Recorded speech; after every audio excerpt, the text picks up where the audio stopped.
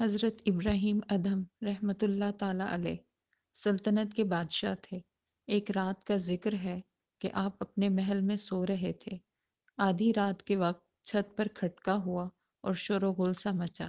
آپ کی آنکھ کھل گئی، کان لگا کر سنا تو یوں محسوس ہوا جیسے چھت پر بھاری قدموں سے کوئی چل رہا ہے۔ حضرت ابراہیم ادھم رحمۃ اللہ علیہ نے دل میں خیال کیا کہ یہ کس کی جرت ہے جو آدھی رات کے وقت محل کے چھت پر چل رہا ہے۔ پتہ نہیں کون ہمت والا ہے، یقیناً یہ کوئی انسان نہیں بھوت ہے۔ آپ نے محل کی کھڑکی کھولی اور اپنی گردن باہر نکال کر چھت کی طرف منہ کرتے ہوئے اونچی آواز سے پکارا، کون ہے؟ عجیب و غریب قسم کے لوگوں نے سر نیچے کر کے جواب دیا، ہم رات کے وقت کسی کی تلاش میں پھر رہے ہیں۔ حضرت ابراہیم ادھم رحمۃ اللہ علیہ نے حیران ہو کر پوچھا، کیا تلاش کر رہے ہو؟ وہ کہنے لگے، ہم اونٹ تلاش کر رہے ہیں۔ حضرت ابراہیم ادھم رحمۃ اللہ بولے، کبھی کسی نے گمشدہ اونٹ کو چھت پر تلاش کیا ہے؟